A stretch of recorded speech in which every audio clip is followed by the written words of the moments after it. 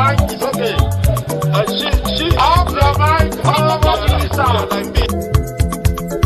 Chai! Now wow, people wey suppose talk truth to power don't off mic. And if we talk, now 500,000 they go summer us, call them hate speech. But fear not, Maiyegun don't come. Him go torchlight every corner, nooks and cranny of all these bad people where they spoil our country.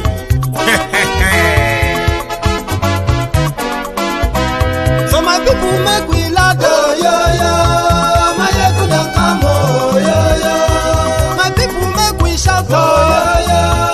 Maiyegun don't come, oh, yo, yo.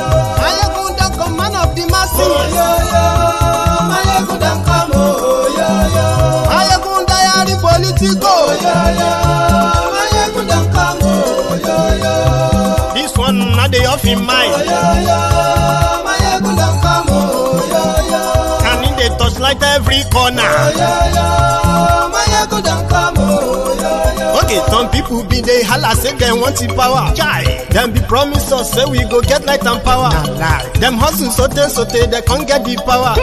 But now they know they do anything with the power. Sure. Every day, dollar just they get the higher power over naira. See them talk say make we off mind, but thank God say Maiyegun don't come. So my people make you laugh, oh, yo, yo. Maiyegun don't come, oh, yo, yo. My people make we shout, oh, yo, yo. Maiyegun don't come, oh, yo, yo. Maiyegun don't come, man of the masses, oh, yo, yo. Maiyegun don't come, oh, yo, yo. Maiyegun diary Politico, oh, yo, yo. Maiyegun don't come, oh, yo, yo. It's no day off in my, oh, yo, yo. Maiyegun làwa mọ̀ làmọ̀ tó dòdòdò. Maiyegun diary, I be number one. Thank you. Maiyegun làwa mọ̀ làmọ̀ tó dòdòdò. Maiyegun diary, I be number one. Maiyegun ti dé o, ọ̀rẹ́ ara yìí. Share the video, share the broadcast.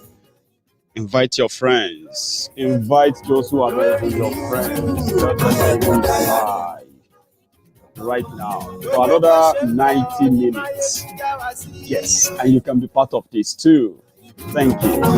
Àṣírí ọ̀jẹ̀lú kì í bò níbẹ̀ o. Bó bá ṣe eré, àní Maiyegun máa wí. Ó sì tún ṣe eré, wàá gbọ́ níbẹ̀ o. Maiyegun diary Politico. Godfatherism kò sí lọ́rọ̀ Maiyegun. Share the video, invite your friends. Ẹ farabalẹ̀ sẹ́ o, kẹ́gbọ́rọ̀ lẹ́nu. Àní Maiyegun làwa mọ̀ tó dòdòdò. It's good to see you. Thank you very much. If you have already shared the video, that's a good one. Tell them Maiyegun is live. Maiyegun ti dé. Maiyegun ti dé. Ọ̀jẹ̀lú ẹ̀ súnra kì. Maiyegun ti dé. Àní ẹ̀ súnra kì. Maiyegun ti dé. Lórí Facebook. Maiyegun ti dé. Oh dear. Thank you very much. Lórí.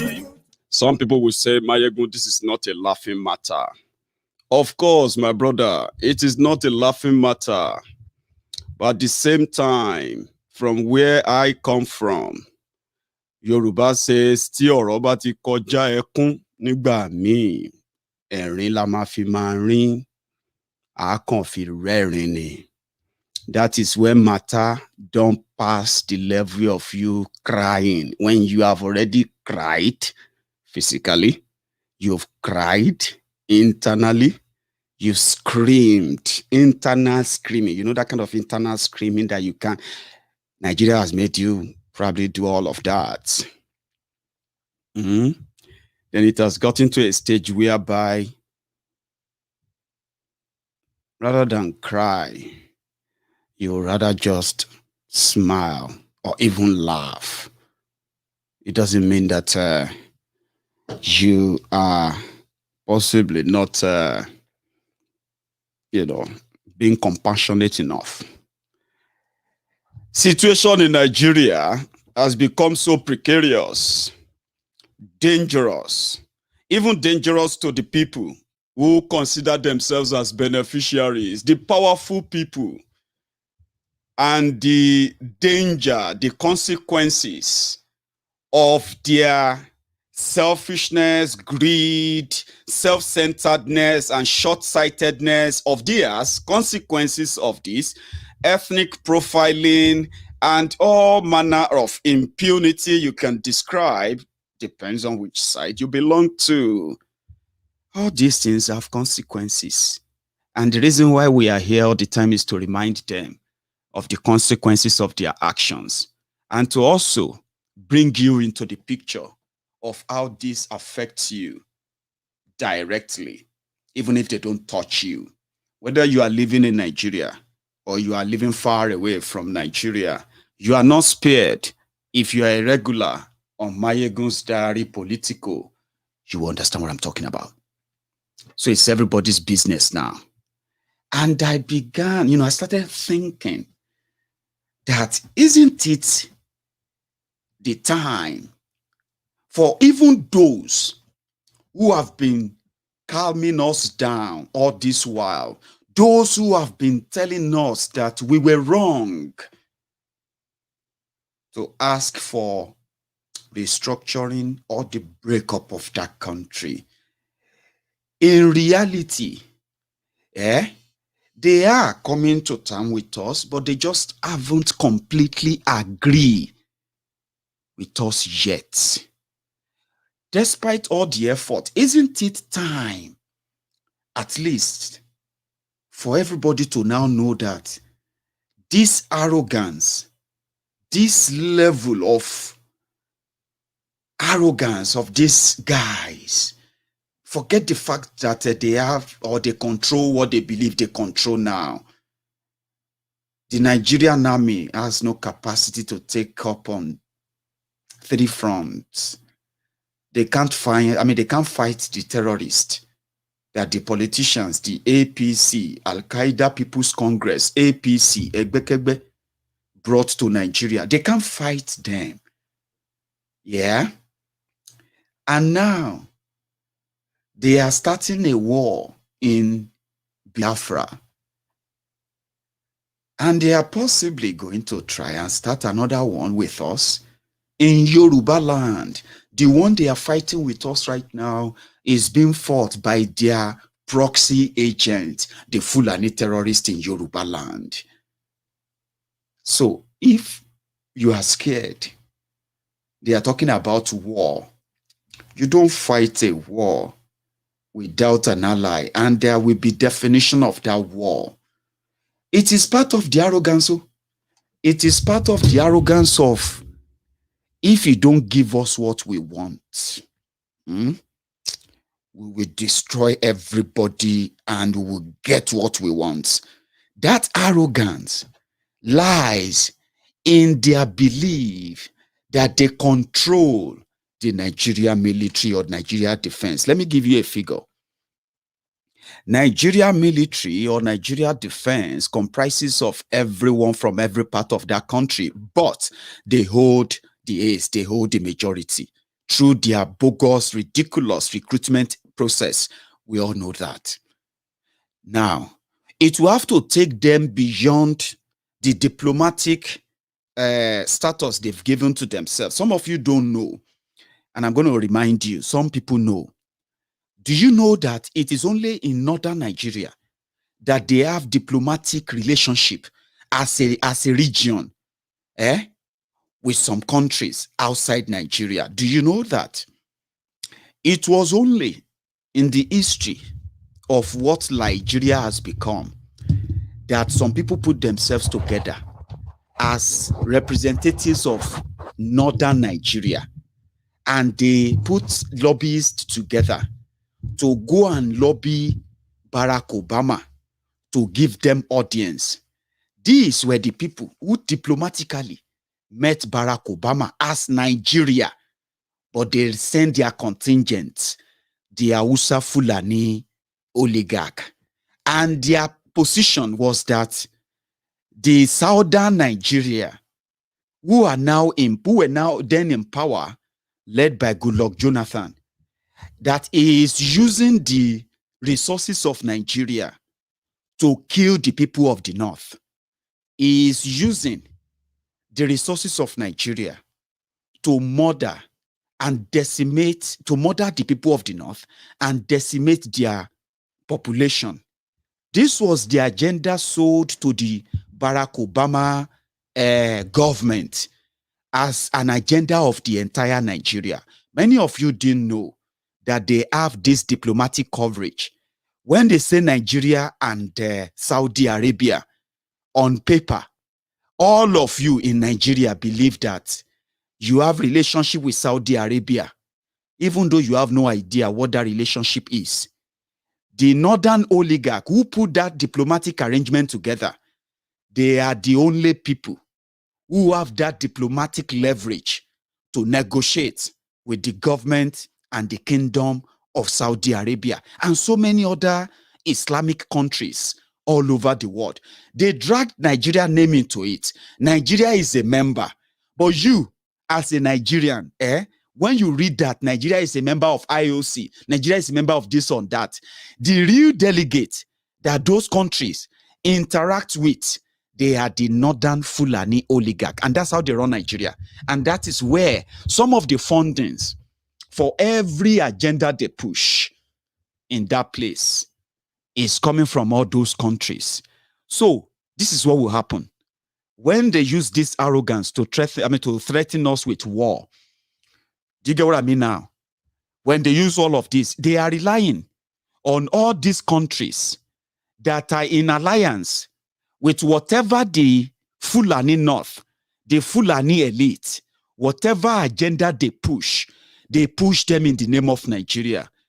Whether you want to call it Islamization, Fulanization, whatever agenda that the Fulani terrorists are pursuing in Nigeria today, this agenda has affected every nationality in Nigeria, okay? And if it's going to lead to any war, as they are threatening everybody, yeah, it is going to be a war, organized, planned, funded by their ally countries. Same way they managed to convince the government of America under Barack Obama that it was Goodluck Jonathan that was sponsoring terrorism.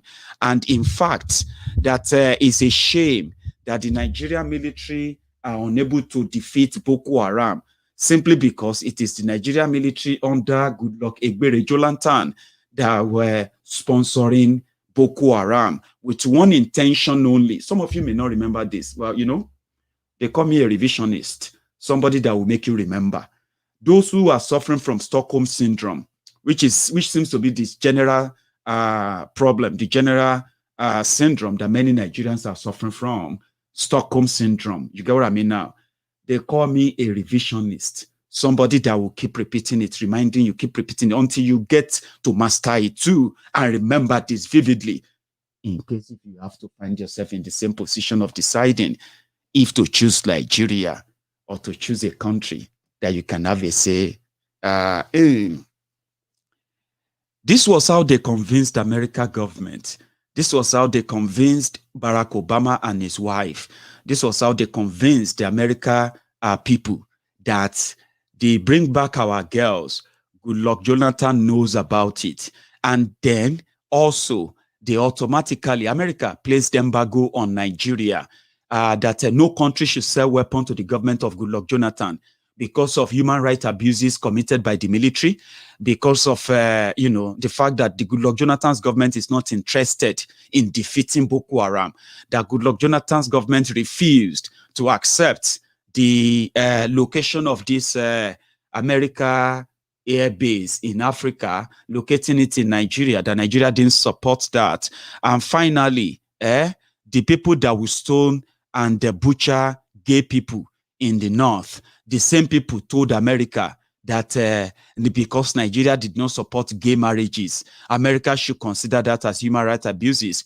They put all this together, and eventually the embargo on Nigeria stopped Goodluck Jonathan and his government from accessing any weapon to fight these terrorists. While that was going on, these guys, they were scheming, they were paying, and they were telling all the terrorists in Africa to come to Nigeria that the infidel in power in Nigeria must be defeated because Nigeria is now an infidel country. And they should remember that Nigeria was a country given to them by the British, willed to them by Allah through the British. That's the message. They believe that, okay? And they were this APC, this Al-Qaeda People's Congress. Why they were telling people, promising people change, you didn't know. The funding for those elections came from that same Saudi, came from some of these, known countries who are funding them. Then were moving weapons when America placed embargo on Nigerian government from buying weapons. You remember when Orishe Jaffor and many of them, when they used Orishe Jaffor, Pastor Orishe Jaffor's aircraft there to move money, millions of dollars to South Africa because they wanted to go and buy weapons for Nigerian army from the South Africa black market. Do you remember that story? It was because of the embargo placed on Nigeria by the American government that stopped every country from selling weapons to Nigeria. And anywhere they found anybody trying to buy weapons for Nigeria, you will be arrested and that money will be confiscated. That was what happened to Jonathan. So when America placed that embargo, these terrorists, they used the opportunity to move in. All the terrorists who are now ISWAP, Boko Haram, Fulani bandits, and all these names they gave to them, they all operate the same way. So that gave them the leverage. Maybe they never thought that they could gain power.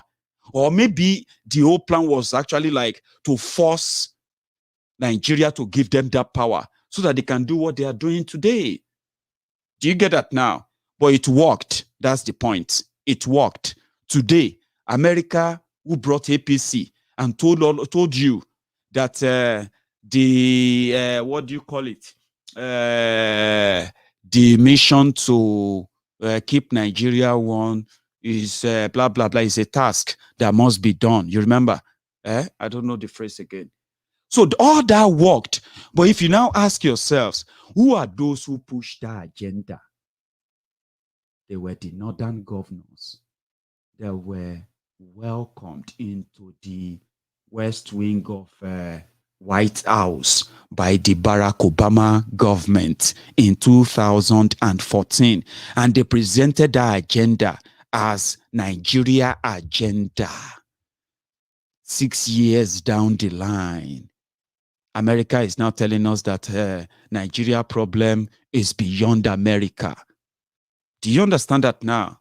Now, the same people are the people who are telling us that we needed their permission, that declaring open grazing is illegal. Meanwhile, those who are moving cows and committing all these crimes, they will never be punished. Nigeria police continue to hunt down citizens who will never kowtow or bow to the Fulani oligarchs, right? Because somehow, they believe that they are allies in the Arab world, in America, in China of recent, and Britain. They will likely help them to submerge the entire southern Nigeria. And that is where I am coming to tonight. The insult should propel everyone to begin to ask themselves, who exactly are you in Nigeria? And what is your place? As a southerner, they have told us point blank, forget it. Asking us to restructure is an insult and you will never get that. Asking for Oduduwa Republic is in fact a call for war, and we will give you that war. But what are they going to use? The same Nigeria military, Nigeria Air Force, and the Nigeria police, and so many of these security apparatuses that they claim to be in possession of the infidel Southerner, Goodluck Egbere Jolantan. Now they have the same power now. What they dreaded most at the time when they told you that an attack on Boko Haram is an attack on northern Nigeria, we did not get or catch the message early enough.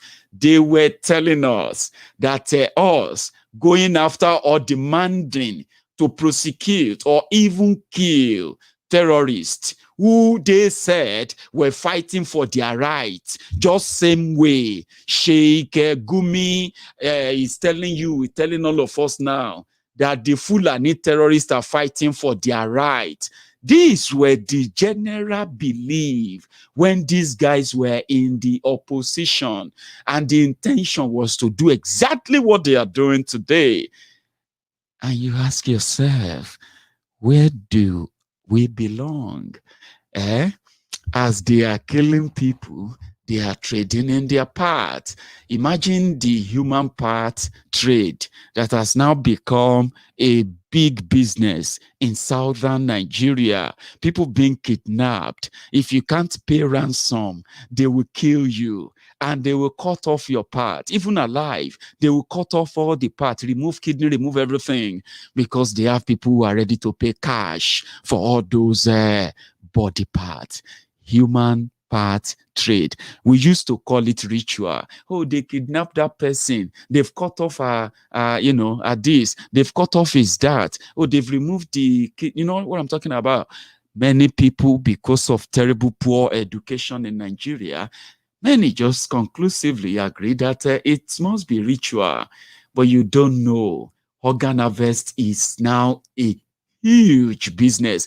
Do you know where organ harvest business actually, thrive and it really grows so much? It is a multi-billion-dollar illegal black market business where they trade in human parts. They will kidnap people, young and old. They are not kidnapping them for rituals.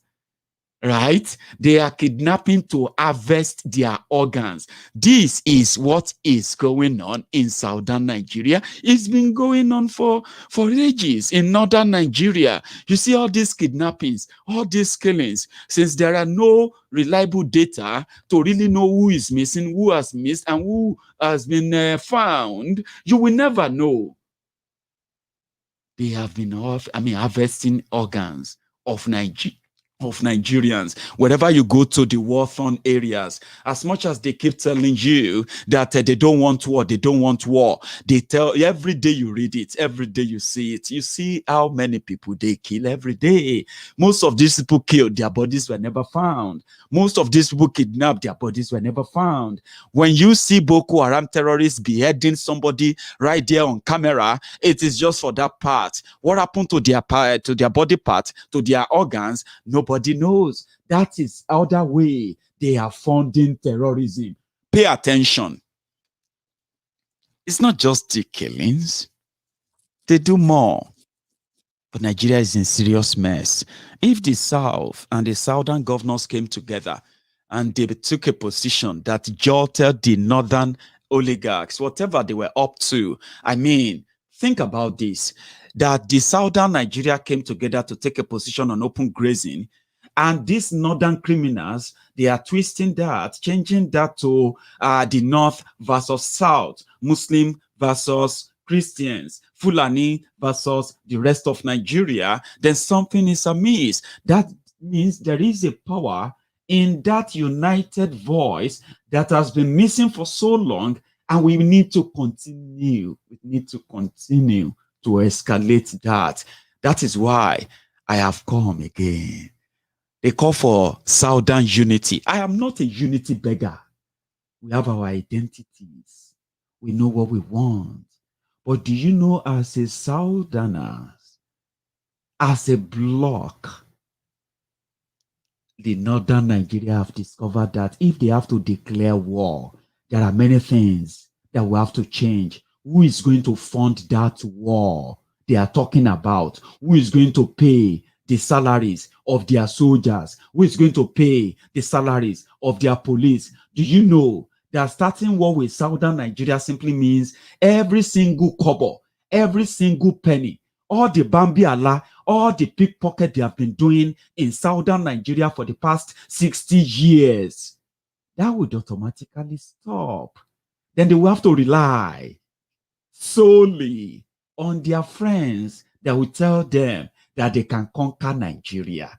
Do you know that? Maybe you didn't know that. I am just telling you now. When they threaten us with war, when they threaten the Igbos, when they threaten the Yorubas, let me tell you this. By the time this goes down, number one thing that will happen is that forget about the Niger Delta oil. Automatically forget that. Once this thing, once what they are looking for in Biafra land, in this 21st century, where people can scientifically start and fight a guerrilla war that this kind of Nigeria security forces will not be able to contain. They are not that smart. What they are doing right now is that they are doing everything to continue the campaign of terror, campaign of fear, to intimidate you, to scare you into acting. They did it to the people of NSAS. They did it to Omoyele Sowore. They did it to the Revolution Now members. They are doing it to the young people in Nigeria every day. They are doing it to you. They are doing it to me. Directly, indirectly. They are spreading the message of terror. They are telling you that asking them to stop is in fact a call for war. They are doing all of this. But let me remind you, by the time what they are looking for in Eastern Nigeria, by the time they found what they are looking for, and they ignite the same thing to what they are looking for in Western Nigeria, they are already going to get what they are looking for in the Middle Belt, the Benue and all of that. When the unity of Southern Nigeria come to fall, even the politicians who are playing hide and seek, those who are still politicizing this, when this finally comes down, do you really think Nigeria army, Nigeria government, they will still be controlling Apapa Wharf? Think again. Do you really think all those who are extracting oil from Niger Delta, from Abia, from Anambra, those who are extracting oil from Ondo, and they are collecting this money, feeding the Abuja, and sharing this money to these lazy scavengers, all this lazy government in northern Nigeria, do you really think they will still be using southern money to fight us, to buy bullets, to buy guns, to pay all their friends, or continue to use Nigeria name to borrow money, to buy weapons, to kill the Igbos, to kill the Biafrans? Do you really think that's how it's going to work? Then you are not thinking. Then you are not thinking. Ebonyi State Governor came out, one of those who are playing hide and seek, denying the obvious. Today, they can go about and pay people, informants, they call them, to point at IPOB members, ESN members and their families, and point at those who are IPOB member, peaceful people. And they are massacring them right now. Doing all of that. What they are doing right now is that they are spreading the message, the campaign of terror, to tell people that if you try us, we will kill you. It is a campaign of terror. It doesn't change anything. It's aggravated. And when this thing is finally aggravated, something is going to give. And with the position Nigeria is right now, with the position of your Naira, with the damages caused by the Fulani bandits, by the Fulani terrorists, by Boko Haram, and by the Fulani terrorist apologists in Boko Haram's government, the damages, the borrowings, the printing of money, the inflation, the corruption, the destruction, and all of these that have now brought about a total abject poverty. Add war to it. Please add it. If those of you, they will tell you, they will want to scare you away. Let me give you a figure. Let me give you a figure. The total numbers of guns in Nigeria, or that the total numbers of guns available to each first man in Nigeria of today, they put the total number at 600,000. They are making us believe that we were kids when we were growing up. We used to have, and we still do have, people called gunsmith. Most of the time, our blacksmith, they are gunsmiths. We can manufacture our own guns locally. Call them local guns. They are better than stones and sticks. They are very, very much lethal than the flag and the phone. Do you know that? Now, they know that we can actually manufacture our own guns. Biafrans, when they were ambushed, and the plan was to finish them within just 72 hours. That was the plan. The Biafrans, these guys were so full of themselves. They believe they can just start something and just get away with it. That was how Nigeria was feeling towards the Biafrans. In 72 hours, by the time they hear boom, boom, boom, they will surrender. Kill all of them.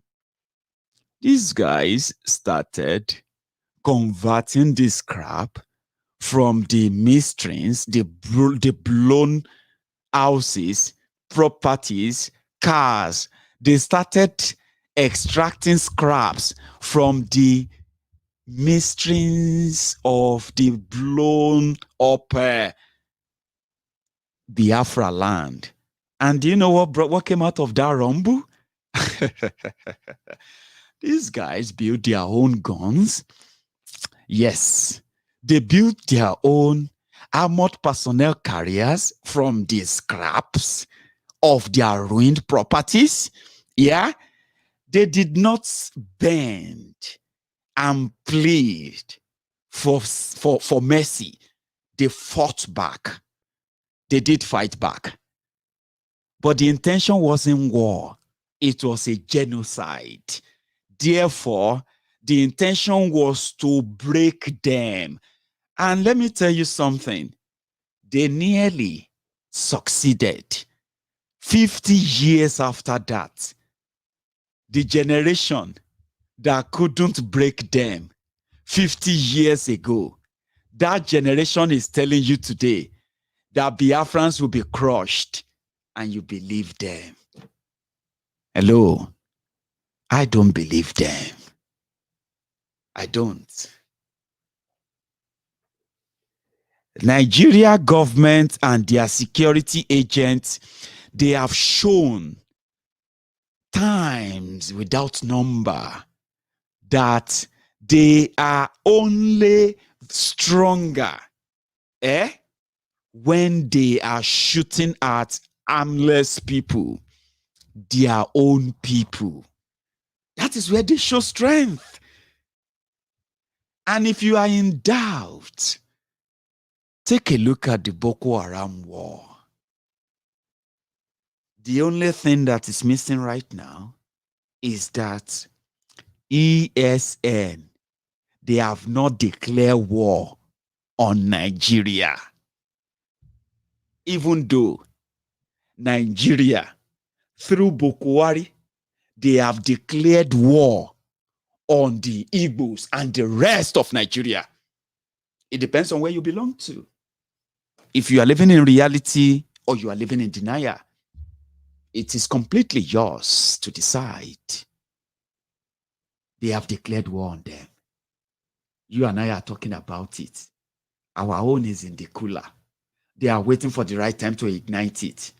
But the same people that are being ambushed, massacred, brutally butchered by terrorists are the same people who are telling us we will crush them again. You didn't crush them. You only thought you did. If you crushed Biafrans 50 years ago, how come that your bones, your muscles are now twinkling? They are now twisting because you can't stop hearing about Biafra again. Now, to make it worse, you are now hearing about Oduduwa Republic. To make it worse, Now, if you have a government that can only boast of ragtag, ill-trained, ill-mannered, unprofessional security agents that are unable to work and gather intelligence that can help them to tame and reduce terrorism in the country.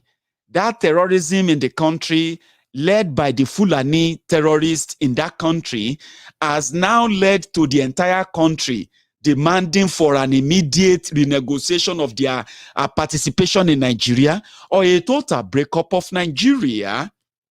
So you are telling me the same people whose inefficiency, whose incompetency, and whose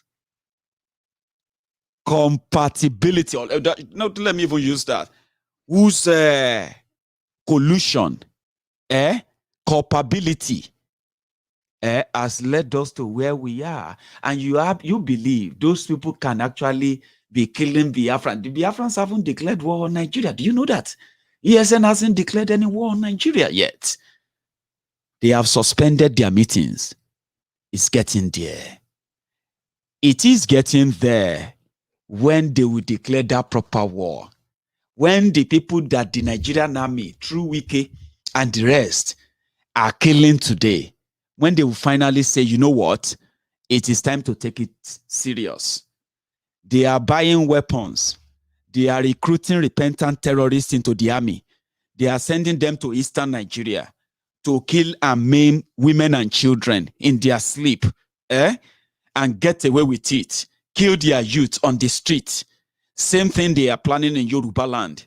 People are saying they won't do that in Yoruba land. If they try it, then everybody will agree that Nigeria will break. I say, oh, sure. The same people that told me that it is never going to happen. There will never be any Fulani kidnapping anybody in Yoruba land. Today, some of them have now joined us. They are now wondering, Can you imagine? Can you imagine they kidnap Bishop? They kidnap the royal father. They kidnap Kabiesi from our village. They kidnap Kabiesi from our town. Abomination. In Yoruba land, you kidnap a whole king. You made the king trek in the forest. People, they pay ransom to release king. Where are the Orishas? Where are the Rumoles? What is going on in Yoruba land? The people that told us that it will never happen. I've told you. Some of you will come from that slumber soon. It's either they will kill one prominent traditional ruler in Yoruba land, very prominent one, a first-class Oba. Maybe it's either they will kidnap him, or they will kill him, or they will kidnap one of your arrowhead Yoruba leader, arrowhead Igbo politician, or anything. They've been kidnapping bishop in Igbo land anyway. They've kidnapped Reverend Father. They've kidnapped Bishop in Yoruba land. They've kidnapped Royal Father. They've kidnapped the lecturer. They've kidnapped, what are you talking about? Those who told us that is impossible, Maiyegun, will never happen. I know those who told me that personally. They said, Maiyegun, forget it.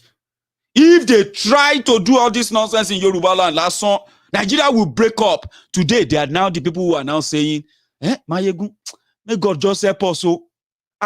Nigeria's situation is critical. You cannot just travel at night anymore.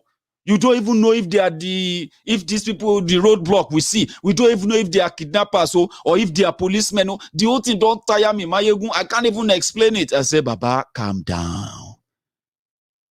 When you begin to say Oduduwa Republic now, Oduduwa Republic now, Biafra Republic now, Biafra Republic now, and all your own republic too. When you begin to say that, you will begin to get some sense of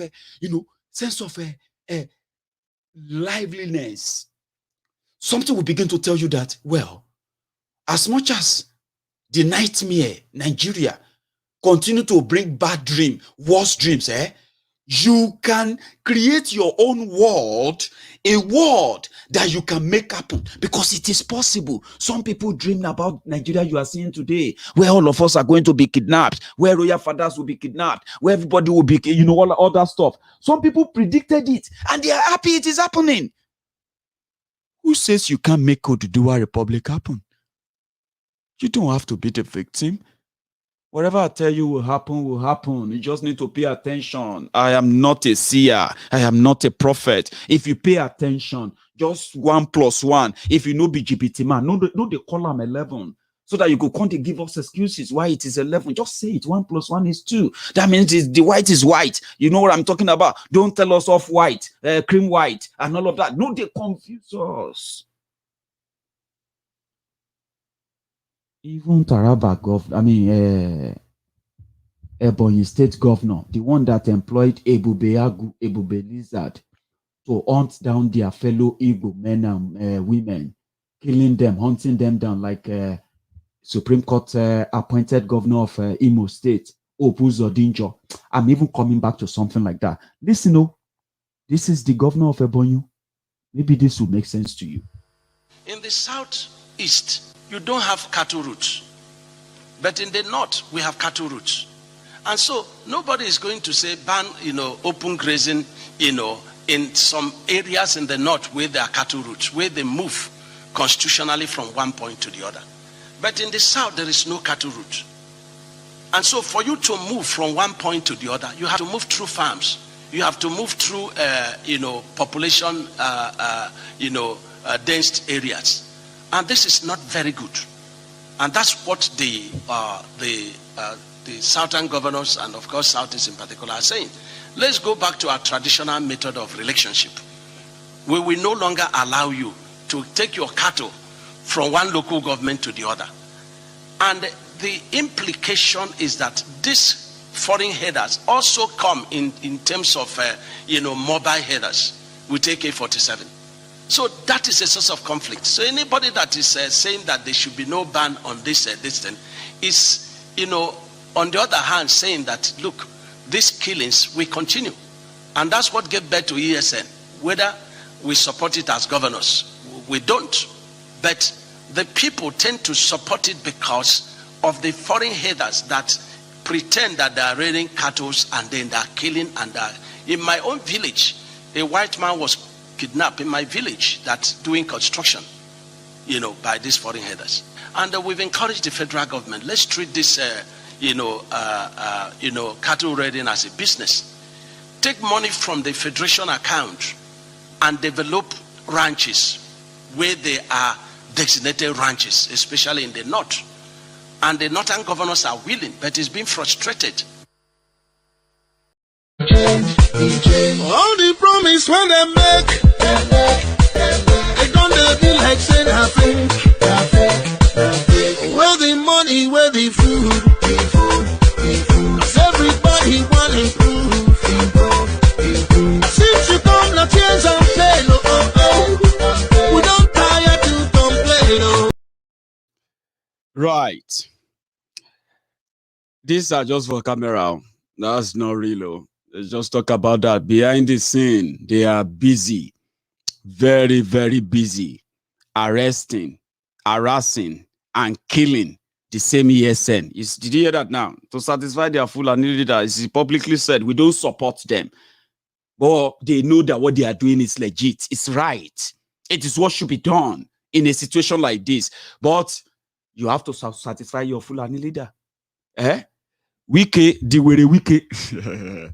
You want to see what Wike had to say when they ask him that, yes, you have to consult your Fulani leaders before you can ban open grazing.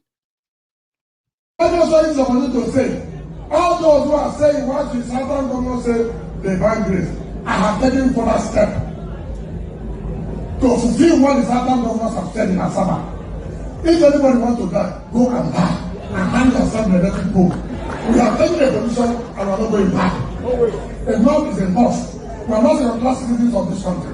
We also own this country and must partake in what's happening in this country. For the camera, the same Wike is working with the Nigeria military soldiers in Rivers State right now, hunting down IPOB members, hunting down everyone associated with the Biafra, campaign and all of that. They are not just hunting them; they are killing those they can kill. They are, kidnapping those they can kidnap, and they are making them disappear. As you are watching this video, that is going on that Geo But politically, they have to, because not so. But very soon, you see those hypocrisy in them, will kick many of them out of that same position of blabbing with two mouths and all of that. Even Wike will run away from Rivers State when that time comes. I was picking up on the news tonight, and we realized that, you know what they are doing in Benue State right now? They've done it before. They disarmed the people of Benue. Same way, Kaduna Littlefinger, Hell Rufaya of Kaduna, the same way. He also, when he came to power, he also used the military, the Nigeria police, to disarm the people of Southern Kaduna before the killing started. Same thing happened in Benue. Benue people fell for it. They were submitting guns and all of that. They said for peace and all of that. Just a few weeks after that, the killing started. Thousands of people got killed in Benue, Agatu, and all those areas. You know that, Now they have started again. They have started arresting gunsmiths in Benue State. And the police, the gunsmiths they are arresting, they are the locals, they are the people in different communities in Benue State. They are not Fulani terrorists, but the police are going after them, protecting the terrorists. And this is why Nigeria has to break up, to save the lives of the people.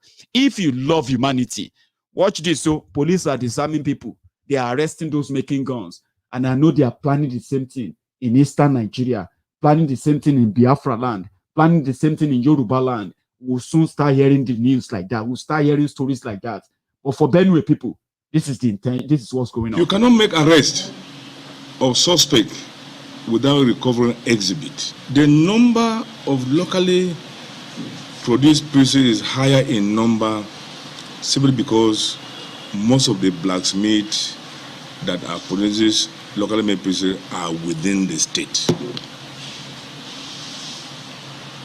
So therefore, they're the one feeding all these criminals, especially cultists, because they easily go there and procure them.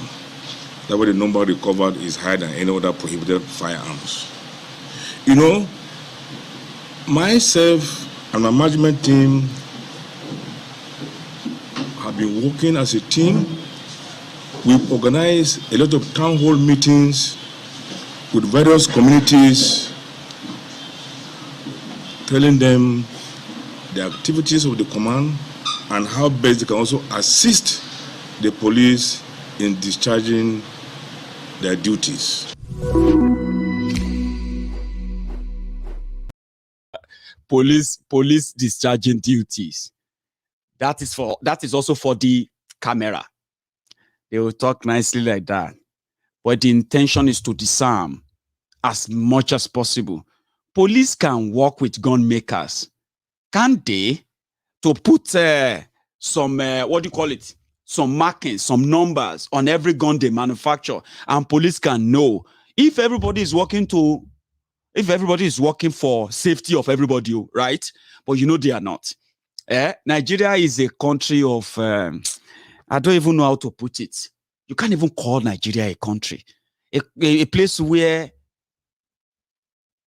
even the issue of security has to be a trial and error, not because they want to have a good answer, but that is what it works as.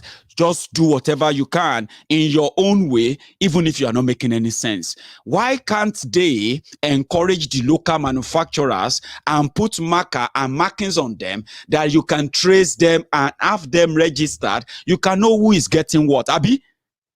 She? But now there are people that are unable, you will not be able to import guns to Nigeria to defend yourselves. All the teams of every, team of unionists, nationalists rather, who have been working to defend their different communities, defend their different regions, right? Now they have to be tagged gun smugglers, gun runners, because if you have to import the guns, Nigerian government will not let you do that. Now, if you are producing your gun locally, they will also make sure that they kill that business and accuse you of all the crimes of the Fulani terrorists. That is the situation as we are now. So, which means gunsmiths, people who should go into gun productions and all of that to prepare and harm ourselves and protect ourselves, they will now go underground.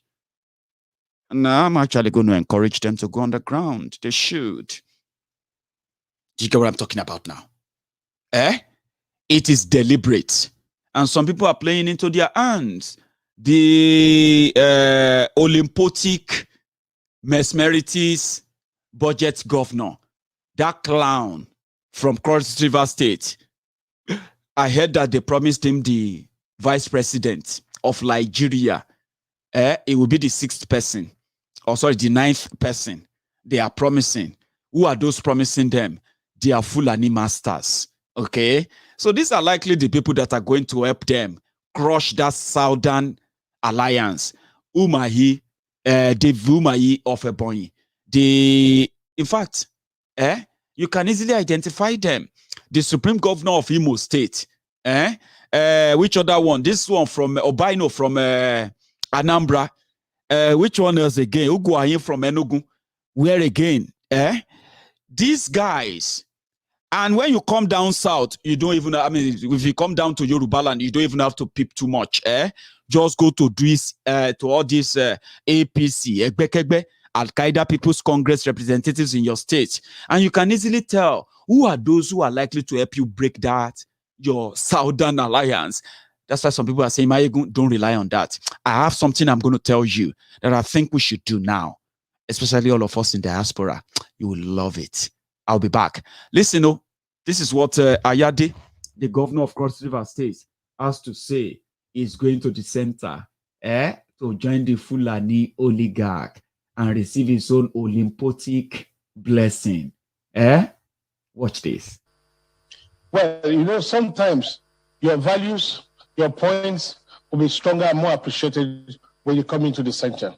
And I think that's the reason. But basically, you cannot rely on probability. If any governor had come in and said another PDP governor was going to move soon, perhaps it was just based on assumption. But the reality is that the reason for which I have moved is what I've just analyzed for you.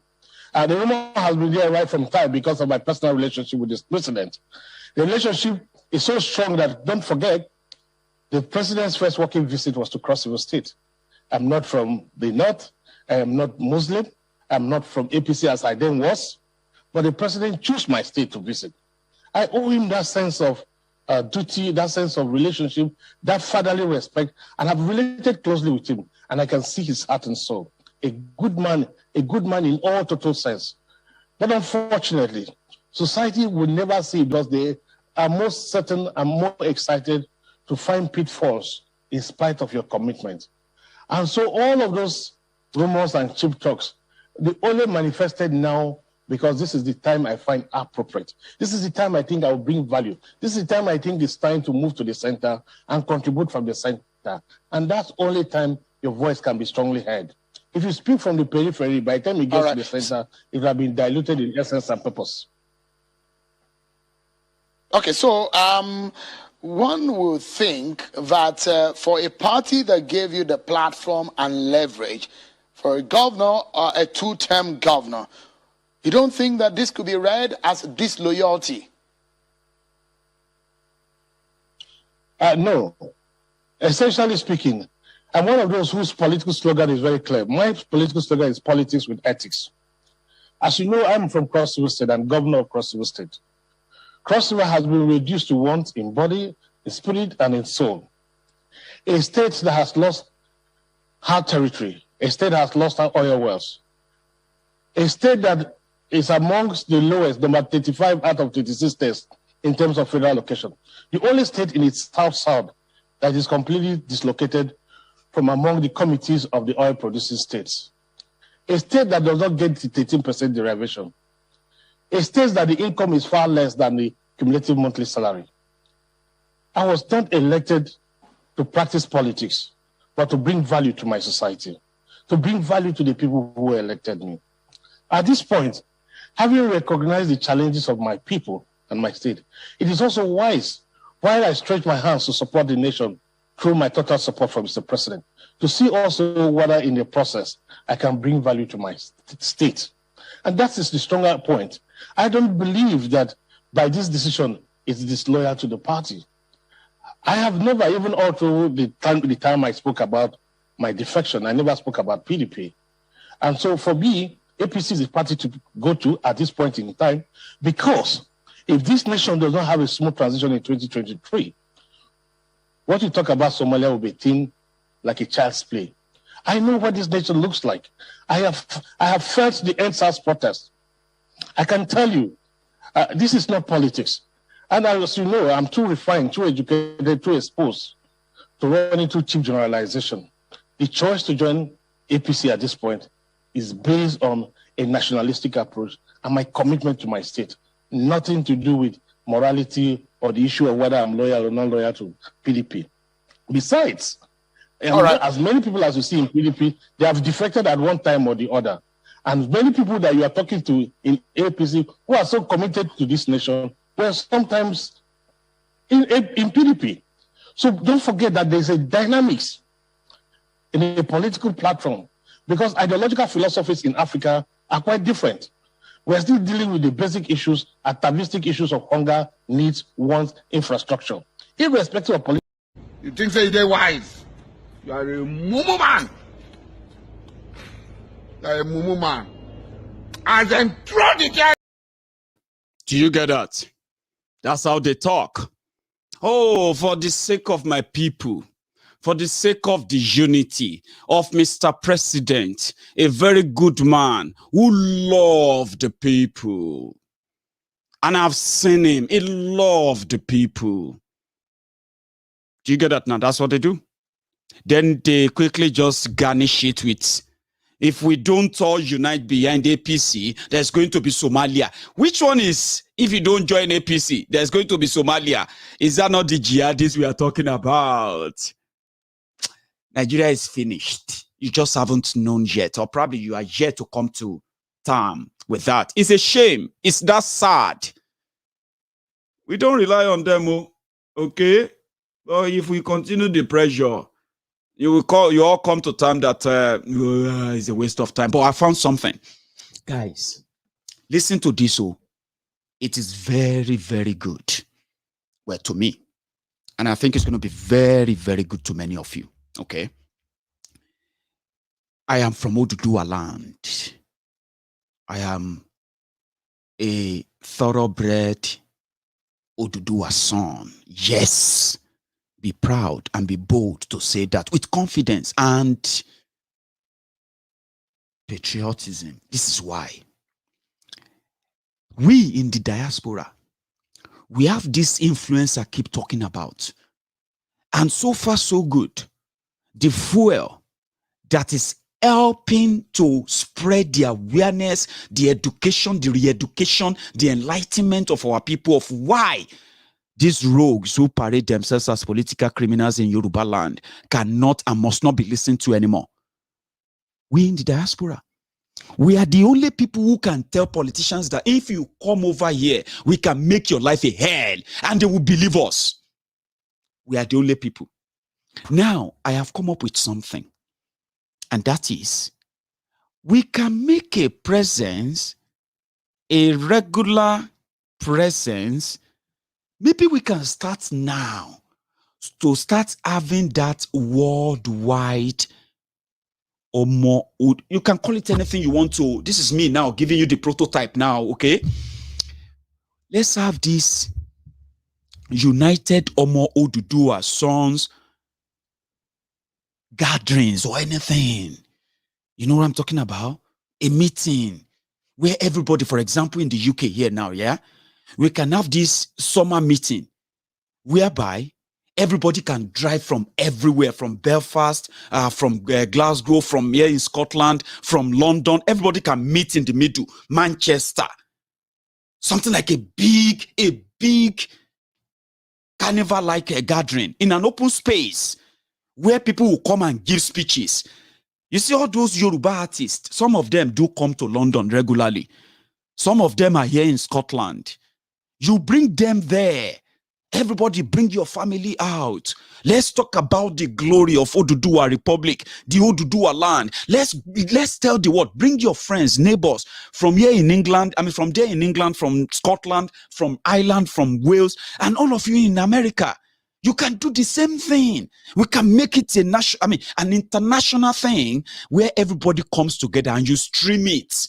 worldwide to tell the world the coming country called Oduduwa Republic. I'm not talking about protest now, okay? Protest, awareness, and all of that. That's different. Let's come together and organize something so big. Do you get that now?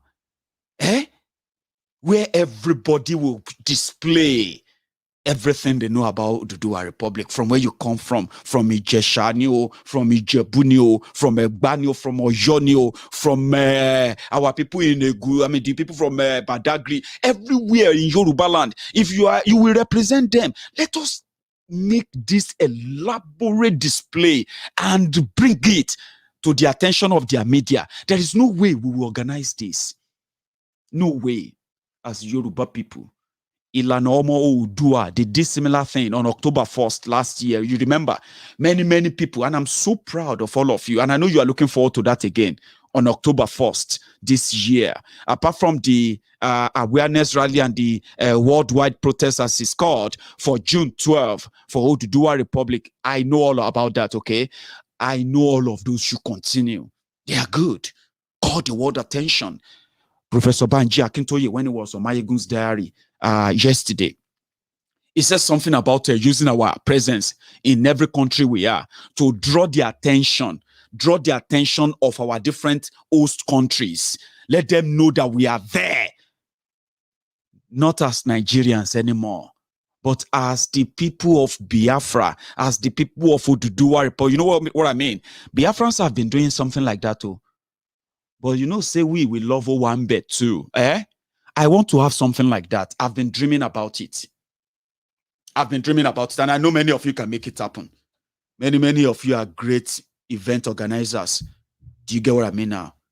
Make it a crowdfunding. Open a crowdfunding for us. Let's raise money. Find a venue in Manchester, somewhere that is in the middle. Don't go to London. All of you in America, organize it in Texas, organize it in California, organize it in New York, organize it in Chicago, organize it in everywhere you are. You know your city, you know your country, you know where you are. Use your resources, bring people out, draw attention. Let Onyibo and all of them begin to take pictures. Let them begin to take videos and let them see all the flags. We can do it. All of this will make them realize that if an opportunity presents itself for us to choose, we have the numbers of those who wants to live in Oduduwa Republic. They want to live in Oduduwa land. They want to live in an independent Yoruba nation. And let us put an end to those who are telling us that we are just talking and talking and talking. You see, this presence can change a lot of things as they are planning to start their civil war before from the beginning of 2022. As they are plotting all of this, let us shock them. Let's show the world that we have the numbers. You can do it. Call me when you are ready. I want to be part of that. I want to stand on the podium. I want to address my my own brethren too. And I know our Biafran brothers, they always support, don't they? Some of them are already saying, Maiyegun, that is it. That's what I'm talking about. You know what I'm going to do? Let me open my phone line. The insult is much. And if we can make something happen now, let's take this beyond just sending money, helping them, sponsoring them, and all of that. Let's take this to the world. Organize a summer gathering for us worldwide. Pick a date. Let the people in Canada, let the people in our people in Dubai organize. Let people go into production, start producing a mass Oduduwa flags. Please don't make it a profit-making thing. That's another thing our people do make mistake about, okay?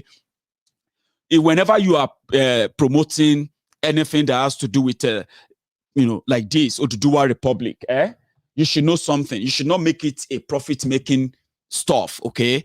Yes, if you have to spend your money to make all those materials, yes, people will be glad to pay. Make these flags, bring them out, let people have them in different places. When people begin to hold those flags, they will start getting familiarized with it. They will begin to have their own hope, admiration, and all of that about Oduduwa Republic. And when you call them to come out, it will not be difficult to get the gathering. I am interested. I want this to happen. Please, let's do it. Hello. Hello, sir. Professor Maiyegun, Olaito Clement from Stuttgart. Clement, can you hear me? Yeah, I can hear you, sir. Clearly, and I think our people can hear you too. Now you are live, Clement. Oh my, please. Yes, sir. Yes, sir. Olaito Clement, Stuttgart. I'm always your first caller. You are. This thing you are talking about is absolutely right. Please, we have to all do this. It's not just about blah, blah, blah, we discussing privately. We want to bring it to the world. Let the world see this fucking shit. So it sounds good. That sounded good to you too. Yeah? Oh, yes. Let's do it in Germany. You guys in Germany begin to... I'm going to start doing this now. I'm going to start encouraging us to begin this, to start thinking like this. Maybe when our people from one country says, we are choosing a date, we are going to do a rally, then maybe all of us will follow. Olaiton, please continue. Yes, sir. So, I mean, this point is very important because think about it, sir. If I'm a German, I'm a citizen. But if I want to go to Nigeria, I need to, travel there and renew my passport. If I go to Pele, to Nigerian embassy, Fulani, you will see people who all these Hausa motherfuckers. So I wouldn't call Hausa motherfuckers, but the Fulani is right there. Who will be telling you, you need to pay this to renew so you can get your passport renewed on the same day. What the fuck going on? Apart from that won't even separate long thing. Apart from Niger problem, I'm not a Nigerian. I'm a Omo Duduwa. Yes. And we do this and show it to the whole world, to the Germans, to the people in the United Kingdom, the rulers, the Western world, in short, the Russians, the Americans, UK, whatever, that we are Oduduwa and we have a country. And we are go proud. To Brazil. Yeah, I'm proudly Oduduwa. Let's do Baba, it. Professor. Let's do Professor Maiyegun. Let's go to Brazil. You will see person will look like you. I'm telling you, like who is speaking Yoruba?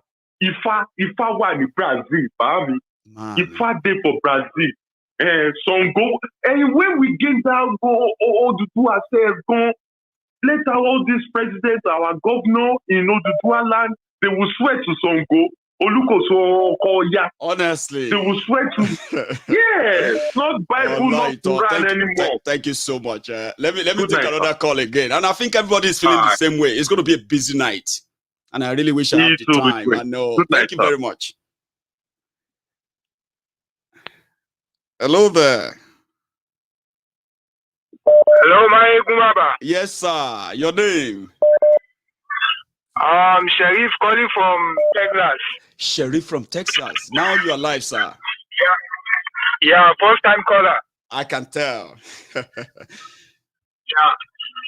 I'm a Muslim, so I want to comment on those blood-sucking demons, like all these Boko Haram and all those like I don't even understand what their problem is, because one, they don't follow the teachings of the Quran, because in the Quran, Quran 2:56, it says, do not force people to join your religion. You don't force people to do your religion. It's willingly. You don't force people. So I don't know where they see their own teaching. And I went to like 3 Arabic schools before I left Nigeria. None of them teaches us like kill Christians, kill everybody. They don't teach us that. They teach us everybody. Then when it comes to your religion, go on your way. But they didn't tell us kill this, kill that. So I don't understand where they get their own stupid mentality from. So that's their own. They are just pure terrorists. They are not Muslims. They are pure terrorists. Yeah. So the second one is, I don't agree with you last week. Like when you said, if Tinubu or Daga will like, if like support the Yoruba nation, like you forget everything about him.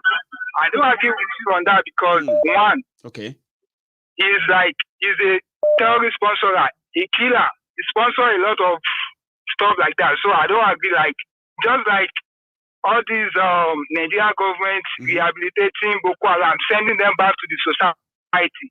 the same thing like Tinubu, like you say, because you want to join with Yoruba nation, and we should now forget about him. It's the same thing like saying we are forgetting about the mental Boko Haram and use them back to the society. So I don't agree with you on that. I quite so understand. That's my own contribution. Yeah. I do understand where you're coming from, but I'll tell you what I meant by that. Let me add I'm from Go on, sorry. Okay. Yeah, because I'm from Lagos State. Okay. So I know how like all these towns, how they behave, how they kill a lot of people, the innocent people, young people going to school, they just start fighting in the middle of the day. So I don't like agree with you on that. Like,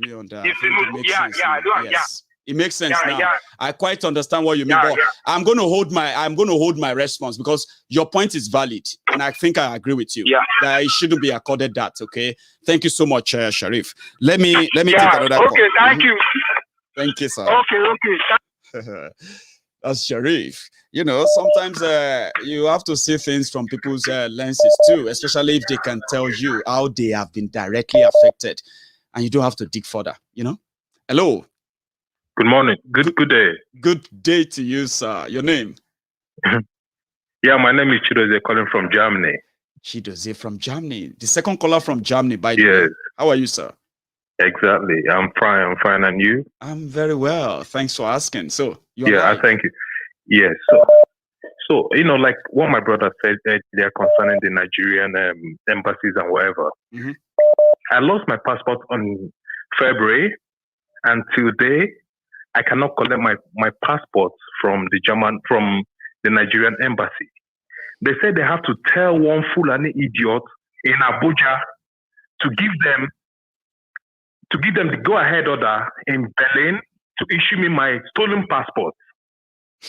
While the German, because I have a German passport as well, within 1 week I got my German passport. We don't belong together. They should find their way, you know, because they reason differently. Okay, if you look at what these people have said, like that professor, if a Yoruba professor is talking and Hausa professor or Fulani professor is talking, you will see the emptiness in that Fulani professor, like nothing. So they should just find their own way, and we Biafrans will find our own way. Odudua, they'll find their own way. Everybody will now unite and build the Yoruba nation and Igbo nation and other people that want to, you know, have their own nations. Like everybody will be free, because this will be like they're entrapped every person in that country. So, I mean, it's high time we can meet together and leave the flag of Oduwa and Biafra anywhere in this world. Like we, the people in diaspora, we have the power to make these moves. Yes, we do. Thank you very much, and do what you are doing, bro. Yeah, thanks a lot for calling in. Okay, you have a good evening. Okay, I've got another caller. Hello. Hello, Maiyegun. Sir. Hello, sir. Ẹ kálẹ́ sà. Ẹ wo obìnrin ló ń bá yín sọ̀rọ̀ jáde. Ẹ kálẹ́ mà. Bóun yẹn ṣe kọ́kọ́ wá yẹn ni. Ẹ bó ṣe wá yẹn ni mà. Ẹ kálẹ́ mà. Ẹ má wọrí. Báwo ẹ kálẹ́ kújọ́ mẹ́ta. Ẹ wo mo ti máa pè direct mo wá takú lẹ́nu mo ní mo gbọ́dọ̀ gẹ́ẹ̀tì yín lẹ́nu. Torí mo fẹ́ pè sórí live yẹn tẹ́ ẹ ṣe yẹn mi ò gẹ́ẹ̀tì yẹn láti sọ̀rọ̀ lórí live. Ẹ wo ẹ kú iṣẹ́ takuntakun o. Ní tó dùn mọ́ mi nú jù. Nínú ogun torí mò ń tún yín wò sí ní tó dùn mọ́ mi nú jù. Ẹ má tẹ̀ wá tún mi wo, èmi wà live báyìí sí, ẹ̀yin gan wà live. Mo ti rí pé live náà mo ti rí yín o. Okay. Ẹ̀yin ló ń bá sọ̀rọ̀ yẹn. Èmi ló ń bá sọ̀rọ̀. Lẹ́yìn iṣẹ́ ẹ̀sọ́ yẹn, bọ̀tún òkú wà lè ní jẹ́ láti Birmingham. Lovely. Ẹ má wọrí nípa fídíò yẹn mọ́ mà, ó ti yẹ yín, ẹ má bẹ́ mi sọ̀rọ̀ lọ lórí fóònù, ṣe get. Fídíò yẹn wà delayed fún bóyá bíi 3 seconds, so ẹ má bẹ́ mi sọ̀rọ̀ lọ lórí fóònù. Okay. Kẹ́rí, kí ní tẹ́ ẹ sọ pé gathering tẹ́lẹ̀ ká ṣe yẹn, mo ti ń ronú pé ta la lè bá sọ. Mo ti sọ pé màá fi sínú ẹgbẹ́ ìgbìmọ̀ àgbààgbà tí mo join ìgbìmọ̀ àgbààgbà ọmọ Oòduà. Pé à ń láti tí gbogbo wa bá jọ jáde pọ̀. Tó ti yé yín, lè mú wa nílùú yìí. Nàìjíríà la kọ wọ́n ti pọ̀. Tó ti yé yín. Tó bá jẹ́ wípé ní sọ́mà bíi July àbí August ká wá mú the same day tí gbogbo wa wá ṣe papọ̀ níbi whole world kán mọ̀ wípé àbáwọn mu lẹ́sọ̀ rárá. Bẹ́ẹ̀ni. Àdẹ̀ní fẹ́ kí nǹkan kan kó dí wa lọ́wọ́. Ẹ rí wípé wọ́n ti ń ṣe àwọn nǹkan tó jẹ́ pé distraction ti ń wà. Ẹ jọ̀ọ́ sà, ẹ jẹ́ ká focus. Ẹ jẹ́ ká focus. Kán mọ̀ wípé àmú ní eré rárá. Ó ti sún wa. A fẹ́ máa lọ lé ká máa gbààwẹ̀ gbàdúrà. Káyà wa máa já. Ká má lè lọ sílùú tó ti bí wa. Ẹ wo sà. A nídìí láti wá bá ṣe máa ṣe. Ìní ẹ̀ ká máa kóra pọ̀. Ẹ má jẹ́ káwọn kan sọ pé wọ́n ń join ní àwọn fara mọ́ wa. Irọ́ ní ń pa o. A ti mọ̀ wípé ọlọ́tẹ̀ ó máa wà nínú náà. Ọmọ àlè ó dẹ̀ máa sopọ̀ mọ́ ọmọ kan. Ẹ má jẹ́ àgbà wọn o. Ọkùnrin kan sọ fún ilé ẹ̀kan pé ìyìn tí Tinubu ń sọ yẹn. Ẹ jẹ́ kí Tinubu fèsì tó fẹ́ fèsì. Kó fèsì láìpẹ́. Ẹ jẹ́ ká máa kọjú sí ìta lọ. Ó sì jẹ́ nìyẹn mà. Ẹ jẹ́ kó fèsì láìpẹ́. Kó fi wálẹ̀. Kó jẹ́ ká máa lọ. Ẹ ṣeun gan ma. God bless you ma. Thank you so much. Oh, I love that. By the way, it makes it even much homely. I'm so sorry to my friends who don't understand Yoruba very well. Sorry, sir. Just give me a sec. What our mom said there is that she is in full support of us as Oduduwans gathering together, as I have proposed, that she's been looking for a time. She was going to have somebody to say that too. And that just came out of Maiyegun's mouth, and it's just right on time. I have another caller. Hello. Hello. Hello, sir. Yes, Maiyegun General. Yes, sir. My name is Maazi Chidozie. I am calling from Ireland. Maazi Chidozie. That sounds so I'm calling from Ireland. How are you, sir? Thank you. I'm very well, thank you. You're welcome. I luckily got you now. I know. When Professor Banji was speaking yesterday, was online yesterday. Yes.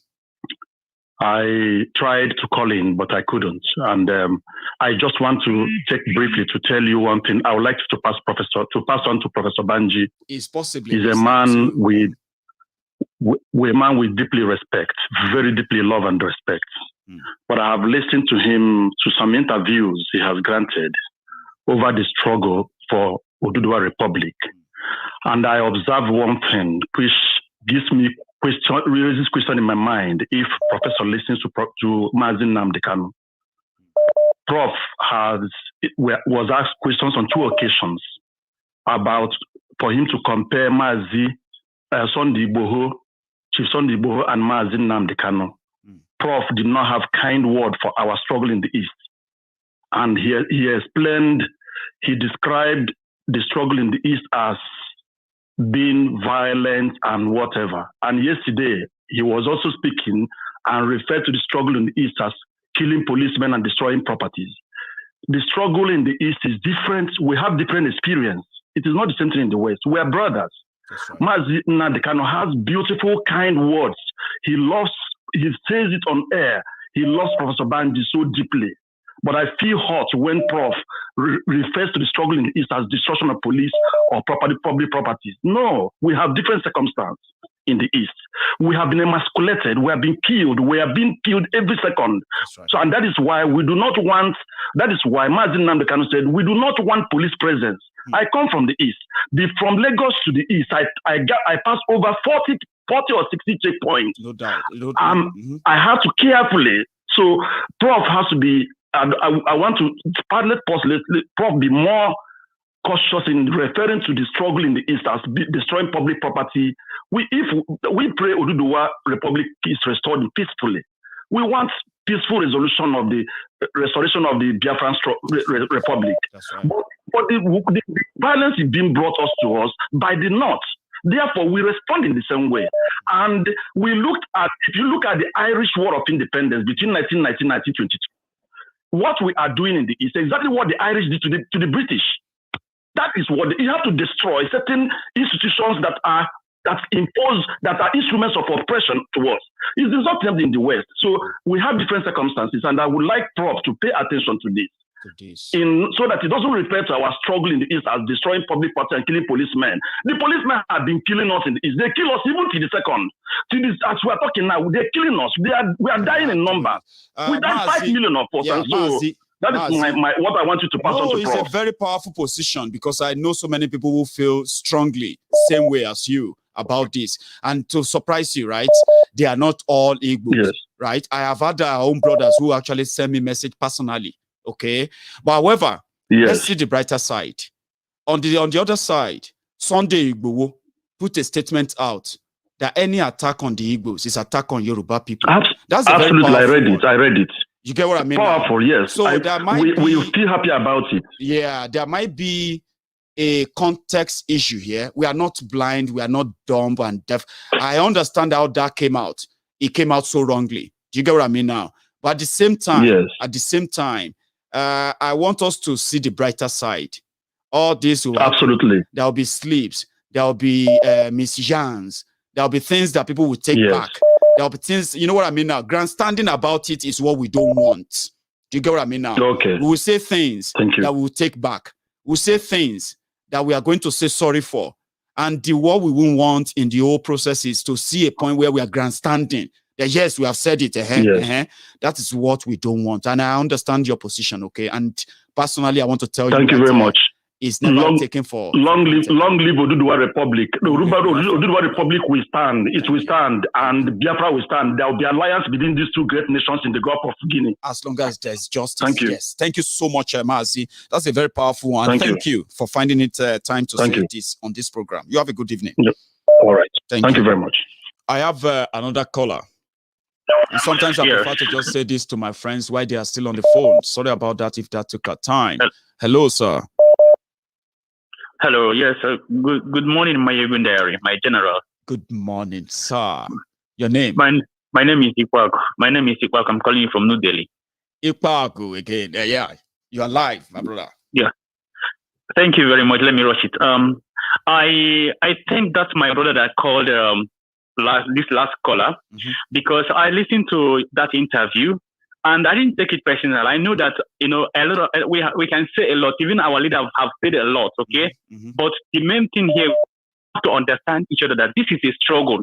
Everything shouldn't be the way we wanted it to be. Some people can make blunders, but it doesn't mean that they don't love you or they hate you. It's just that they don't know how to put words in the right form. Do you understand? I love the Professor Banji so much because I've learned a lot from him. I learned a lot that you have to stand strong in what you believe, and I learned that from him. I love him. So I want to thank that our brother who brought up this issue, and yes, and it's gone, okay? Because we shouldn't allow all these little things to divide us. I know it's heavy, but we should put it on our shoulders so that we can easily drop it when it's heavy on us. Do you understand? So that is just it. Thank you. And so secondly, it feels like people don't understand these Fulanis. Could you believe that your so-called Minister of Justice was blabbing yesterday, and people think that what he was saying is just because you want to say it. These are planned things. All of them plan this. All they plan is what is going on in Nigeria is what they plan. It doesn't matter whether you believe it or not. These are planned because none of them has ever come out one day to say enough is enough for all this killing going on in Middle Belt or Southern Nigeria. None of them has ever condemned Fulani. Do you understand? Right. How can you compare rearing of animals to somebody who rents a shop, build a house, get a factory, and pay people, pay tax, pay security levies, pay local government? Yes, you're comparing the person to somebody who goes to your land without permission, kill your people, destroy your farmland, and you say that it's like doing business in the north. Every time they want to make this issue as if it's between north and south, instead of them to go be specific, point out the problem. Fulanis are killing people, yes, but they shouldn't be treated this way. But they don't want to talk about it. They will say it's not against the south. Who are the south? Who are the north? Do you understand? Those that are being killed in the middle belt, are they not north? Those that are being killed in Kasa, are they not north? Then how many they want to generalize that the south is fighting against the north? I don't understand it. It is deliberate, my brother. This is their plan. Exactly. It's a deliberate plan. This is deliberate. So the people shouldn't listen to them because it doesn't hold water. We have decided what we want to do. Whether our governors or the representatives want to stand by us, it's their own business. Thirdly, I listened to Dave Umahi interview. Dave Umahi said that ESN was created because Fulanis were killing our people. Is it now that you knew about it? Is it now that you know that ESN was created to protect our people? Have you seen how stupid, how foolish these our leaders from the South are? Have you seen it? Because now he knew that he wasn't going to go for the vice president again because there's nothing like Nigeria there will be nothing like Nigeria in 2023. And now he's now coming back gradually because he knew that we were going to send them to exile forever. They won't step their feet in our land. Do you understand? Look at the one from the place they call Cross River. What is wrong with our people? Nigeria is boiling and you are busy. I'm not after PDP or APC. I don't care because all of them are the same. And what you are busy doing is changing from one particular political party to the other. What are you looking for? Why can't you stay where you are and secure your people first before looking for political offices? What is wrong with people in the South? It's a shame. This is appalling. I'm telling you. I know. Let me take another call as well, okay? Because of our time. Thank you very much. That's a good one. You have a good night, okay? Thank you very much. Sorry if you have been on the phone and it's like, taking like forever and all of that. Really sorry.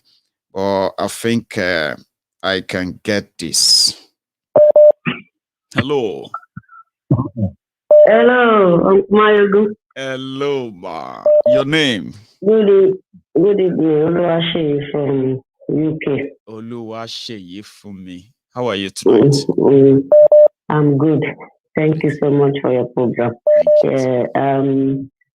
Situation in Nigeria,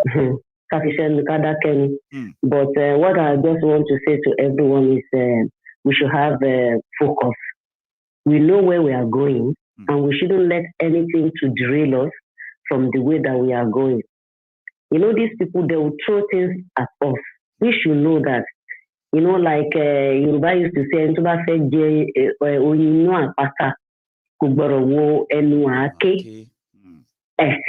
so they will be trying. But it's we that need to stand firm and believe in what we are holding. Both Yorubas and Biafra. We have a goal, and that goal, it will be accomplished. But we shouldn't let anything that people are saying or the word of people, to discourage us. We have to be focused. Look at like that man the man that make a bomb. How many times did he fail? But he continued. We did not give up. We are not going to give up on this matter. We are in it together, both of us. Everyone that wants to come out from Nigeria, we are in it together. And we're going to get to that promised land. Whether they like it or not, we will get to that promised land because we already make up our mind. We say enough is enough. The killing is too much. I saw one video today and I couldn't even watch it. The woman that was kidnapped, and they killed 3 people. They slaughtered 3 people. They were negotiating, how they're going to buy the organs of those people they killed, So we can't continue like that. We can't continue. No. I said we can't.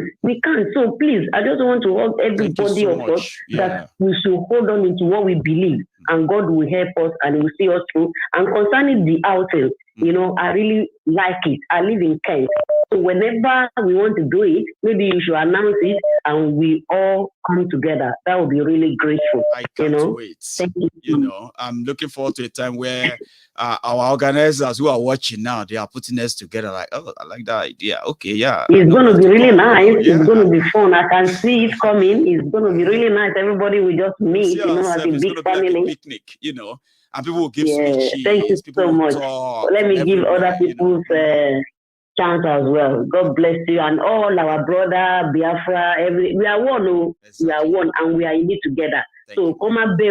God bless you. Odaro. Have a nice night. Yeah, Odaro. Now, Yes, this is thank you, where, darling. yes, ma'am. So this is where I'm going to draw the curtains, right? But before I go, the story of that woman that you just ate now, I think I should share that with you before I round up tonight. I've wanted to, okay? And I think this is the part. But we thank God. Sobe, welcome back. Thank you. Yeah, good afternoon, everyone. My name is Neka Leonard. So I had a friend. She's late now.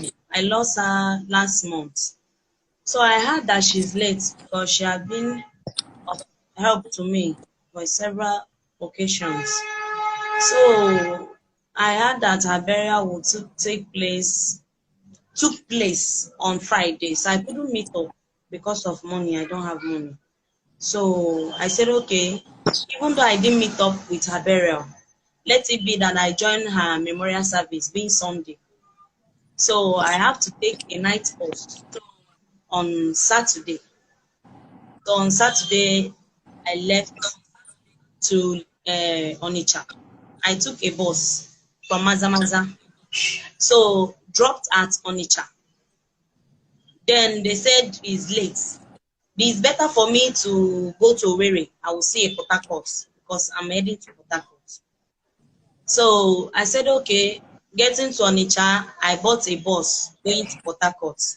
They said I won't take, it's better I go to Owerri. Then I will see those ones running, not at the park, the ones along the road, that it will be easy for me.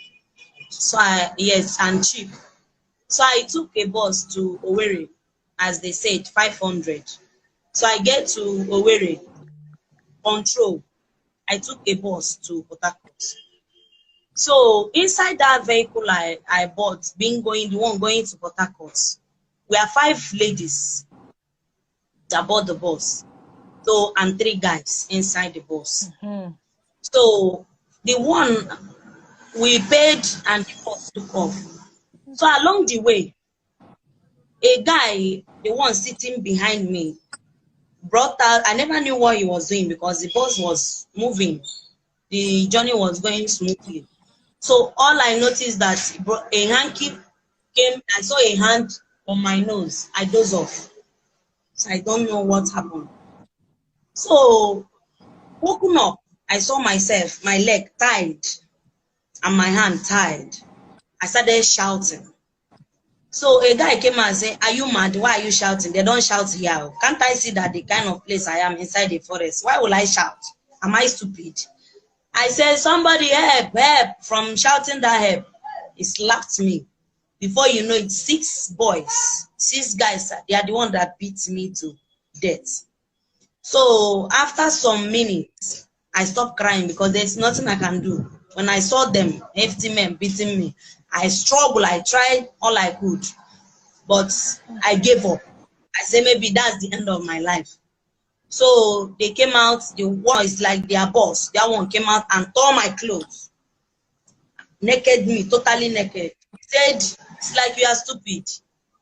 My bag, they started searching, they collect my phone, my ATM. Ma'am? Every down thing. So I started pleading with them. I said, please, I have children. You people should have mercy on me. What do you want? He said, the only thing that will save me is if I have people, I should start calling them. They said I should stand up. They helped me to stand. They snapped me. They covered my face. They said, oh yeah, you can sit down. They pushed me on the floor. Then I started crying. I said, God, have mercy on my children. Who will I call? Where will I start? So yeah, I should open my phone because it's a fingerprint. I opened the phone. They said, oh yeah, show us all your relatives here. Are they in WhatsApp? I say, yes. They said, okay, start pointing at them. They want to send those pictures to them so that they will know that they are not playing. So they started posting the pictures. The other one say, she not get that out. She not get that. I say, what are you wasting time for? Use her line to buy enough as data you can buy. If it's 5,000, if it's 4,000, that one is their problem. Buy and buy enough card on the phone. We're in business. So they started buying and buying. That's why they started posting my picture to my siblings. After that, they say, yes, that one is done. Oh yeah, I should show them. Probably you should check up the comments because people can't see your face properly. It's more better then. So that is when they started calling my people, one after the other, one after the other. So they said, oh yeah, talk. I started talking to them. I'm that, I don't know where I am, in a big forest. So they said, what happened? They say, it's okay, give us the phone. They collect. They are the one that started talking to my relatives and all. I can't know how many they called because they collected on my, I don't have access to the phone again. So that is all the business I had with them. So after Sunday evening, Monday, they called, they say your people are trying to comply. So then they came and meet the one sitting by my left hand side. They said, your people, get people, nobody they call, or as this one, people they call about how it's like, now you be the next person where we go sell. So that is when they pick up a phone, they dial the number. When they dial that number on loudspeaker, they said, Alaji, fresh meat today, I'll go take one. Which part you need? The Alaji say, breast. I need her second to the last finger. I need her eye. I need her ear. So he said, okay, then how much are you looking at? He said, Alaji, if you can give us 4 million, kill it, and send it. The Alaji started. It's a long view. There's another part. If you still have the time to watch, some people can't. Hearing that story makes them little, unsettled. I'm sorry I didn't warn you, okay?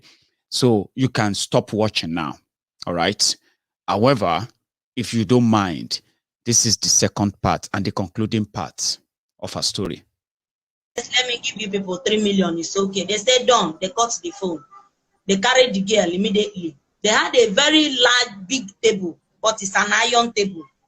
So they took the girl started shouting, I don't have anybody, no mother, no father, I'm only child. They say, who only child help? Immediately they cut her head, they started physicing her. In my presence. So after some hours, they came back again. They took the second girl again. They cut her, they called and find out the parts they need again. He explained that one say her private parts and breast and eye. That is the only thing you need. You want to use it that night. You have to carry the second girl again to kill in my presence. So we are remaining 3. Then Monday morning, being around that kind 7:40 something, they took the third girl again and killed. That one they said is only her head they need. We are remaining 2 left. So they came back around that kind of after 11. They say, you are lucky. Hey, they call children. Yeah, we send you message. Your people don't pay. You are going by today. I say, God, I thank the second girl. The same thing. Say 2 of una. If una go, come up for this place. Make una go do Thanksgiving. Say na person will get person. Now you know say as they go. Shebi una see una people will follow una come here. And they no feel lose them now. They no feel lose money. Lose them. Say they can't release them. If their people comply, I don't think they will be dead by now. But you people would have been like them. If no money, we are hustlers. We need money. So you people should go and thank God. So it's not up to 30 minutes. They called. They say, oh, yeah, come here. Your sister want to talk to you. They gave me the phone. They didn't give me the phone. No. They only put it in last clause. I start talking to her.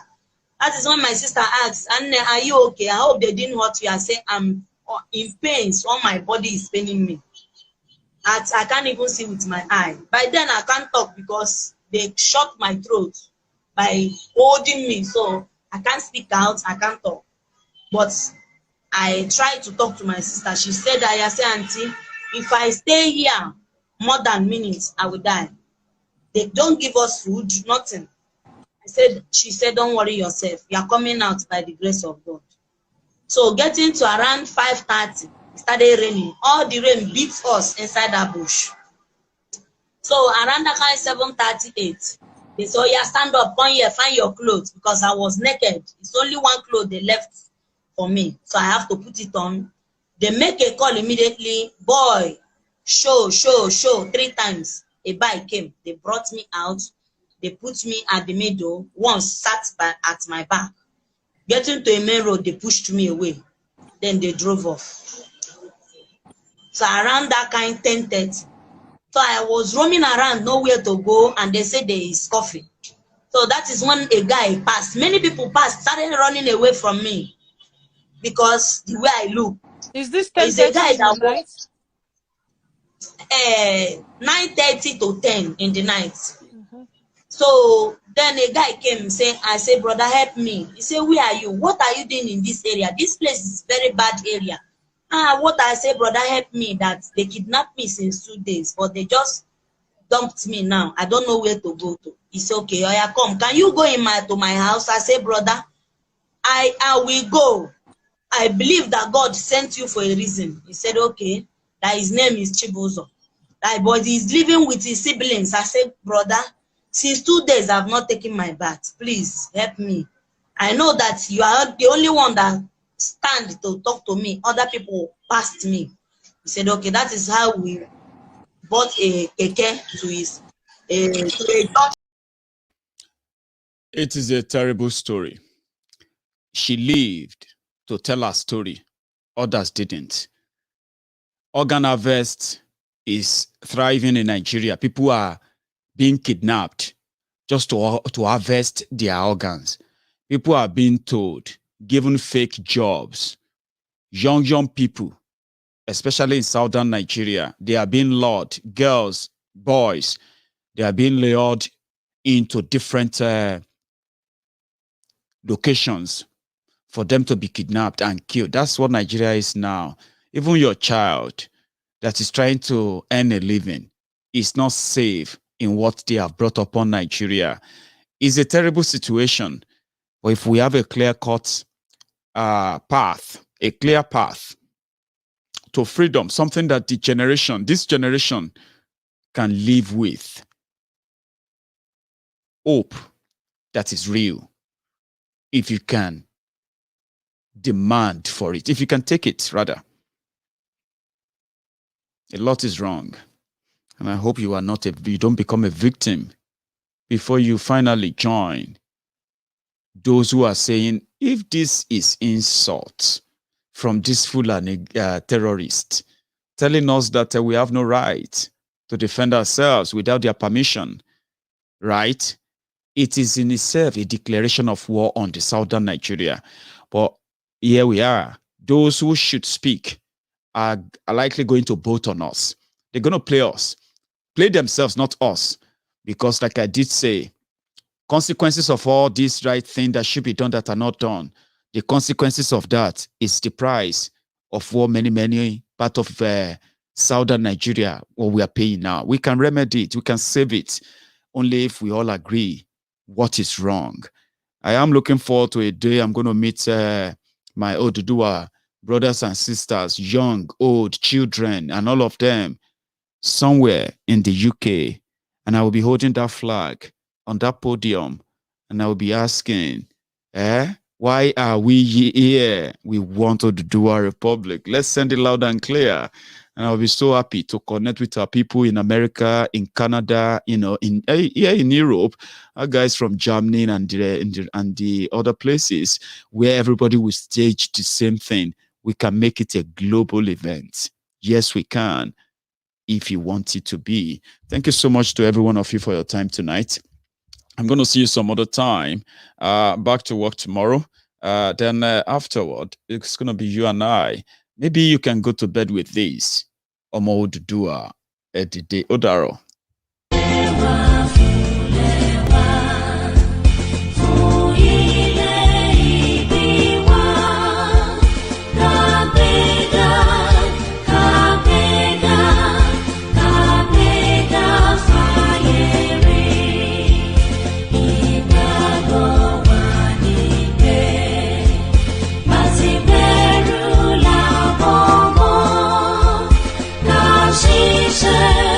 Kashishe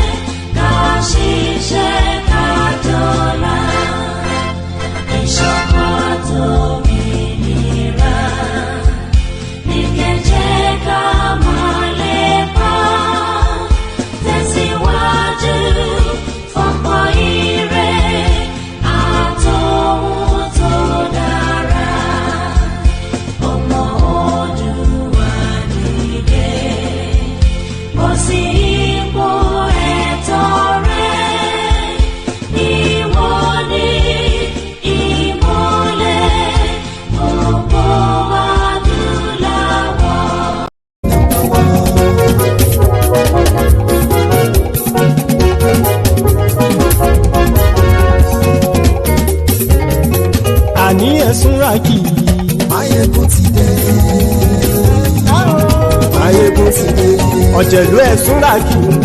Maiyegun ti dé. Àní ẹ̀sùn làkì. Maiyegun ti dé. Lórí Facebook. Maiyegun ti dé. Àní ẹ̀sùn làkì. Maiyegun ti dé. Lórí YouTube. Maiyegun ti dé. Àní ẹ̀sùn làkì. Maiyegun ti dé. Bọ́ bàbá gbé wúrẹ́. Maiyegun máa wí. Àní ẹ̀sùn làkì. Maiyegun ti dé. Ijó ìgbádìyẹ. Maiyegun máa wí. Àní ẹ̀sùn làkì. Maiyegun ti dé. Pẹ̀sìdó bá rúfin o. Maiyegun máa wí. Àní ẹ̀sùn làkì. Maiyegun ti dé. Kí gómìnà kówó jẹ. Maiyegun máa wí. Àní ẹ̀sùn làkì. Maiyegun ti dé. Ọlọ́pàá tí ń darí bá. Maiyegun máa wí. Àní ẹ̀sùn làkì. Maiyegun ti dé. Aṣòfin tí ń rúfin o. Maiyegun máa wí. Àní ẹ̀sùn làkì. Maiyegun ti dé. Òpùrọ́ olóṣèlú. Maiyegun máa wí. Àní ẹ̀sùn làkì. Maiyegun ti dé. Ọ̀jẹ̀lú ẹ̀sùn làkì. Maiyegun ti dé. Àní ẹ̀sùn làkì. Maiyegun ti dé.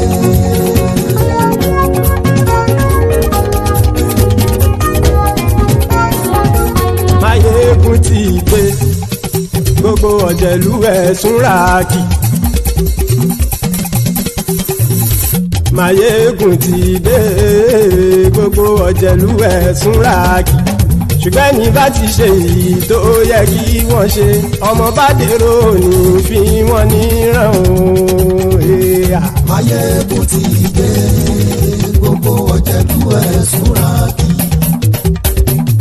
Maiyegun ti dé. Gbogbo ọ̀jẹ̀lú ẹ̀sùn làkì. Ṣùgbọ́n ní bá ti ṣe èyí tó yẹ kí wọ́n ṣe, ọmọ bá dèrò ní fi wọ́n níran. Wọ́n fowó bẹ́ẹ̀ o, Maiyegun ó sọ pé wọ́n ò bẹ́ẹ̀. Wọ́n fowó bẹ́ẹ̀, Maiyegun ó sọ pé wọ́n ò bẹ́ẹ̀. Oníkan ṣáàtì ṣe èyí tó yẹ kí wọ́n ṣe fáwọn ará ìlú tó gbé wọn débẹ̀ o. Maiyegun ti dé. Gbogbo ọ̀jẹ̀lú ẹ̀sùn làkì. Maiyegun ti dé.